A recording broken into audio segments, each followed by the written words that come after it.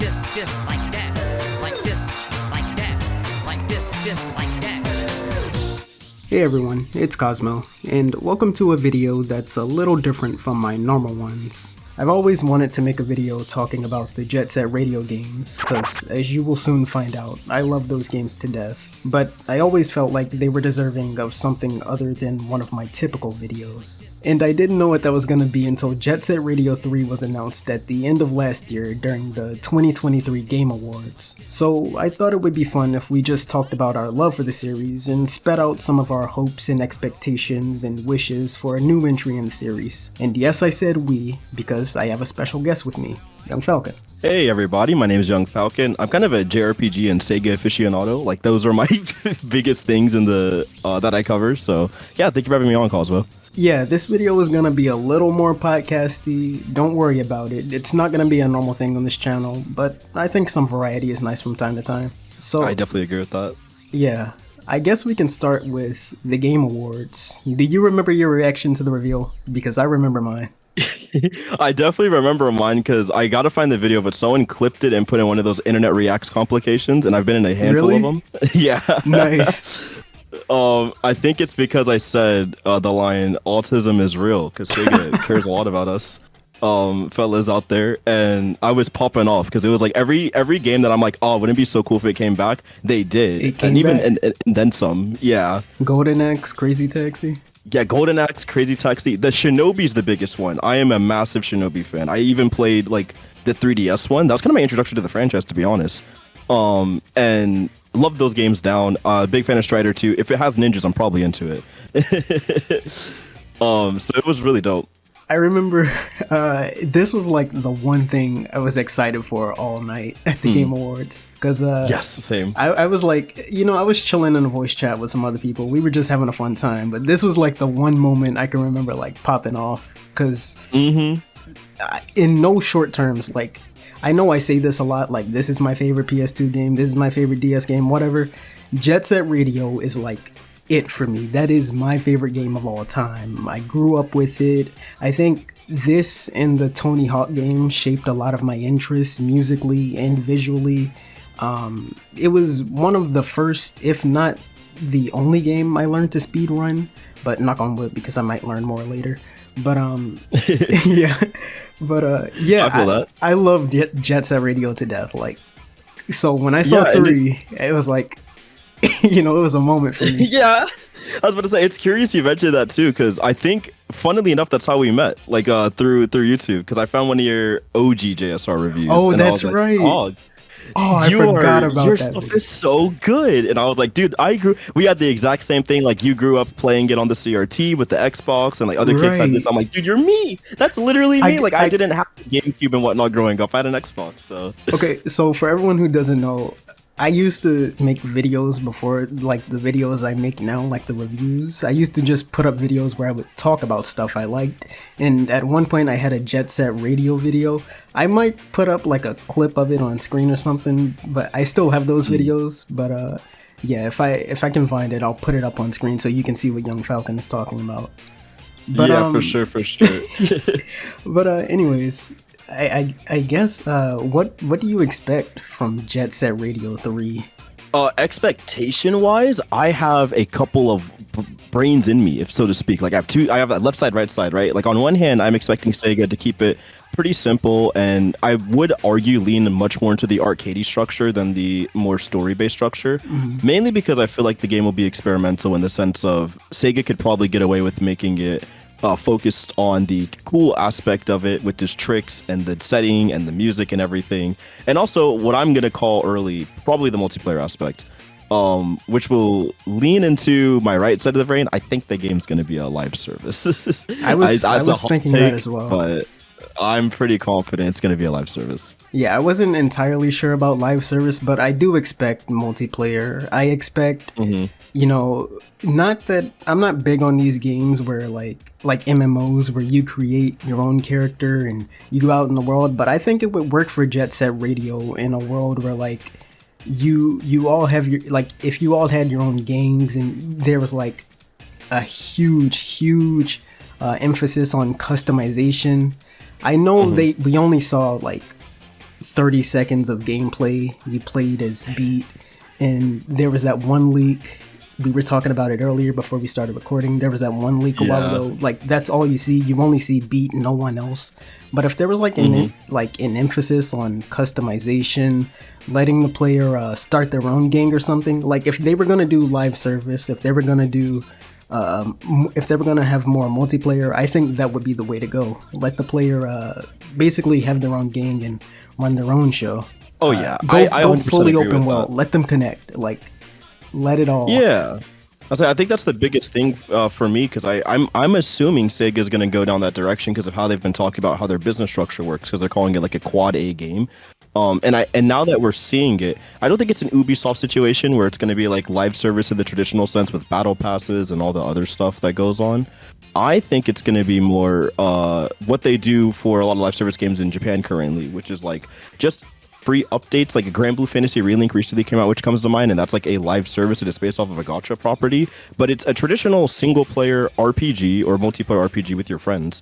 But there isn't anything in particular about it that makes it essentially like a Destiny-like, where it's like always an influx of content, always trying to build you up to the next expansion that you pay money for and whatnot. It's just, you know, a lot of free updates that give players reasons to come back. So I don't think JSR is going to go completely off the rails. It's just going to be, you know, free updates, and it's going to be handled further post-launch rather than it just coming out and dropping. I think that's what I'm getting at before I alarm anyone. Yeah, I'm very much with, like, that should be the way they should go. I think if they're gonna, you're right, like they should go back to being more arcadey. I was playing this is no offense to Sega, no offense to Jet Set Radio or anything, but I was playing the ideal Jet Set Radio 3 Bomb Rush Cyberpunk to catch up on just to like remember what everything that game did right, because I can sing that game's praises all day too, but that game is everything I expected from a Jet Set Radio 3. Bomb Rush excels in every way, from the gameplay to the story. Yeah, Bomb Rush Cyberpunk has a longer story than Future. It does definitely have a longer story. Or the original Jet Set Radio. I think I hate to say this because, you know, Sega was the one who like created this IP, but I think they really should learn from what Bomb Rush did and like follow in their footsteps. I'm on the halvesies with the BRCF versus JSR thing, because like I played a lot of BRCF, but the issue was I didn't see it as a JSR game. I saw it like aesthetically for sure, but it felt more like a Tony Hawk to me. It definitely felt more like open-ended Tony Hawk, like crazy combos and stuff, and I definitely enjoy that aspect for Bomb Rush and what it's going for. But I don't know how, I would like to see them incorporate all of the good elements from BRCF and put them into JSR 3 in a way that still makes sense for Jet Set Radio. Because I think BRCF is bad easy. You know what I'm trying to say? Like, I think that game gets super easy to clear because of how they handle manuals, so to speak. You kind of just hold the button, get your there's speed no boost, and just balancing or anything. Yeah. There's no. I feel like a lot of the skill, it's there in the sense of finding your line like a Mirror's Edge, but it isn't necessarily a skill in terms of knowing when to do tricks, balancing, and etc. that like Tony Hawk has with games like that. And that's always been my biggest gripe with BR, is it's very like brain off, and I'm in flow state, which can be fun in spurts. To be fair, don't ever get it twisted. Definitely like what they did with that. But if they do incorporate a lot of the elements, I would just like a little bit more challenge. I think that's my biggest takeaway. Bomb Rush. Well, I'm going to get off Bomb Rush because it's a Jet Set Radio. Yeah. But Bomb Rush has like a multiplayer mod right now. And it shows you, like, it was created by the community. It shows you the support that people still have for Jet Set Radio. Like, we were talking about, like, all the games that were inspired by Jet Set Radio. You look at, what is there? Hover. I know you played Hover. I haven't played Hover yet. Yup. It's a game. It's a game. There was a Lethal League. That game doesn't play like Jet Set Radio, but you can tell it's inspired. Cell shading and whatnot. Music choice. Even Hideki Naganuma worked on some of the tracks. Oh yeah, same with Hover. He also there's also a mod I want to point to before BRCF like took off. there was a fan-made Jet Set Radio Future like multiplayer engine that was running around, and I want to say it was just called JSRF Online, and it was I want to say it was on itch.io or one of those sites at one point, and people loved that. There was definitely like a mini diehard Discord community for that game that I was with for a little bit. So they have been pining. I don't know, actually. I'm gonna have to check. I want to say ever since BRCF, it's kind of tampered off. But before, you know, before BRCF, there was the JSRF Online, and then there was also free running, or I think that's just flat out the name of the game, which was like very Jet Set Radio inspired. Doesn't look like doesn't have the same game flow. It's more like quick time based, where you're running through a track, Mad Dash racing style, and you're doing various free running tricks to get to the end goal. But point is, that genre is I feel like it could be tapped into. And people are pining for more stuff that are single player-esque in terms of game flow, just playing with your friends. I think the biggest example recently was that recently canceled Spider-Man thing. Like, I wasn't expecting the output for that to be so big, because like, if you look at it, it's just Spider-Man gameplay, but you could play with 4 friends. And like, people are so mad, and I agree, because it's like, you don't really need to do much to make this fun with your people buddies. Just want to play with their friends. In open world. Yes, exactly. So I'm praying Sega doesn't fumble this. I think they know what they're doing. They've been really, really good at incorporating online elements into their games as of recent, and I would love to just see it go in that like multiplayer direction. You said you don't want Sega to fumble this, but we haven't talked about the biggest elephant in the room yet. The way the game looks, like, it doesn't have that traditional cel-shaded, cartoonish look that Jet Set Radio was always known for.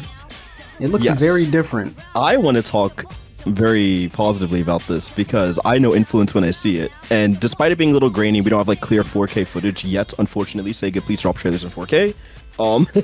Please be Capcom. But that minor gripe aside, I like the new art style change because it looks like what the new gen's going for, and that's Spider-Verse. It definitely looks vibrant. I can there was in the trailer they showed when Beat was grinding on the rail or whatever, he had like some particles under him or whatever. So you can see like the cartoonish element is still there, but yeah, it isn't going for like the traditional look that it's known for, like the low poly, the Dreamcast. Like, that's not there anymore. Yeah, like I feel like it's one of those, like, that's where we have indies, right? Because like, I like the fact that BRCF could really, especially in the indie revivals, they nailed the Dreamcast art style, and like, that's such a weird thing to say, but so many games like that trying to replicate the PS1 art style, for example, like, they just rub me the wrong way because it's too high grade, right? Like, the lighting's too good, this is too great, right? But with BRCF, like, it feels and looks like a Dreamcast game. Runs like it too if you play it on Switch. But like, that's part of the best part, you know what I mean? Like, I really like that they nailed that. In terms of Sega, like, trying to take that direction, it is kind of a double-edged sword, because you could definitely go that cel-shaded style and make a majority of the fan base happy, and like, no one would really care. But as creatives, right, I see them wanting to push forward. They've seen so many big steps in animation and art style changes and whatnot that Sega's been like very ambitious visually, I think. Oh yeah. So it's like, I understand, like, from a creative side, especially if you look over at their inspirations as of recent, just in Japan or in the East in general, like, it makes sense that they would want to go this style, because like, look at this, like, look at the cells that Across the Spider-Verse, Into the Spider-Verse made over there. Like, that movie was massive. And like, if you look at JRC the new Jet Set Radio, the first thing that came to my head was like, oh, it's Spider-Verse. Like, they have the hash dots, they have the sparks that are very vibrant and like pinkish and greenish and etc. Like that yellowish green as he's skating through. Like, it feels like I'm gonna be playing a Spider-Verse kind of game, and like, that's, to me, that's crazy if you know the level of animation and like and things that they did for that game. And I cannot wait to see like what the flourishes are gonna be, because their animation team is so good at Sega anyways. Like, I cannot wait. I'm gonna be super excited. We have to give it time, because the look's not even finalized. Like, it says it all over. Right. You know, who knows what the game is gonna look like at the end when it's finished being developed. The music, the first radio had this thing where like, it was very acoustic. Like, they didn't use a lot of electronic instruments, but when Future came around, you know, they had more synths, they had more bass, they had, you know, it was very different from the way the first Jet Set Radio sounded.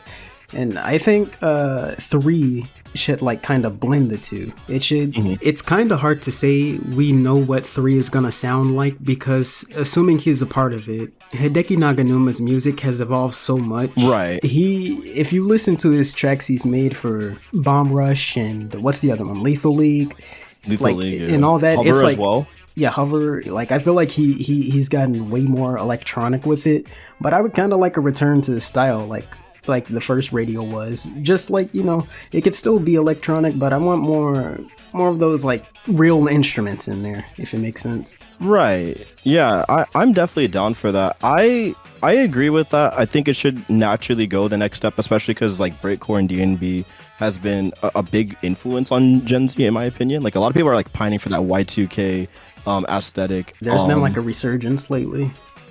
Oh yeah, absolutely. And I would love to see Sega take that into consideration for this project.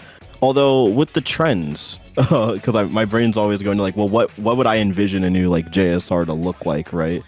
I'm wondering if they're gonna go for more hyperpop, which might seem a little jarring, but that's one of the genres that I feel like would fit and lend itself really well to the audience they're looking for. And I think it would fit really well with like this new JSR style. Because like combining the hyperpop with the DNB and the jungle vibe, like it fit straight in. It's kind of like when Allison came on randomly in Future. It's like, huh? Yeah. This kind of works though. Like, yeah, it would fit. Like I kind of mess. I don't know if people feel about IL-10. I remember at the time people like when I was coming up, people didn't like IL-10 like that, but I loved IL-10. I love it too. I still bump it daily. Yeah, I was gonna say same here. I have that on rotation heavy, but I'm thinking like I'm thinking they're gonna do DNB, definitely a lot more electronic stuff, probably lean into that. I would wonder if we'll throw dubstep in again. Might be too soon.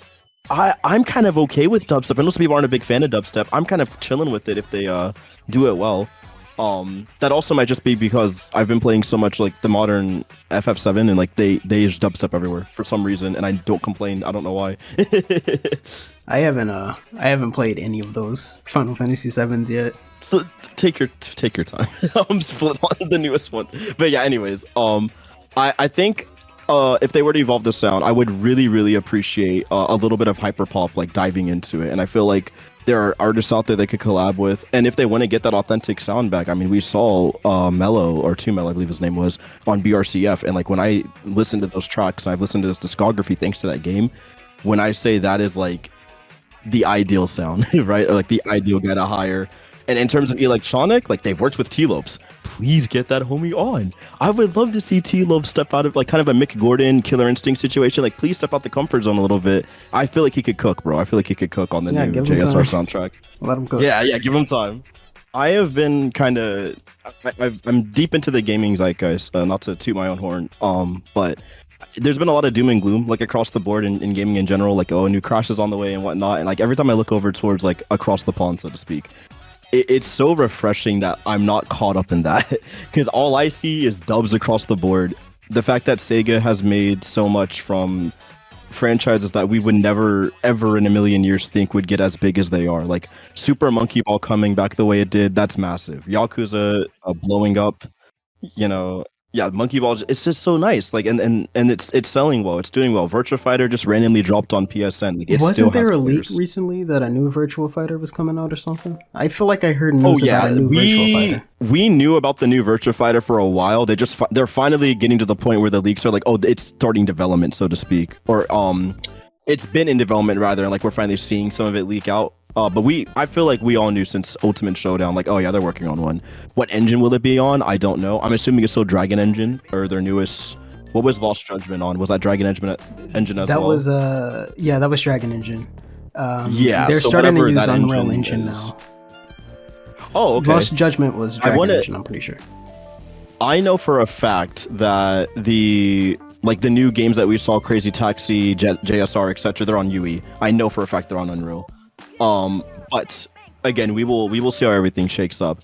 I've just been happy because, like, again, we're in a timeline now where we're getting a new Golden Axe, Crazy Taxi, Sonic's back, and I'd argue he's the best he's ever been since 2001, like that era of games. Sega's been very open to like their fans. Like they've been listening to what their fans are interested in. I feel like Capcom is doing a good job of that as well. Like I was about to say listening to what the fans want. Thing. I was like, it is the Capcom effect. Capcom does well, Japan does well. I'm not joking. It's like when Capcom's up, all the companies are like, oh shoot, we can just make Monster Hunters. I can just drop a new Skies of Arcadia and it might sell. And Capcom's like, it worked for us. And everyone's like, all right, bet. All right, I guess we can stop it there. And so, where can people reach you at if they want to hit you up? Yeah, you can find me over at YouTube. It's a Yungfalcon2246. That's the @ and then over at Twitter, it's just Young_Falcon. Cool. Yeah, when 3 comes out, I'll most likely have a video on that as well, like one of my more proper videos. But you know, this is for like people who like Jet Set Radio. You want something to tide you over, like me. I still want more news about it. Maybe you're interested in hearing what a couple of fans had to say. But yeah, see you guys. Bye. See ya.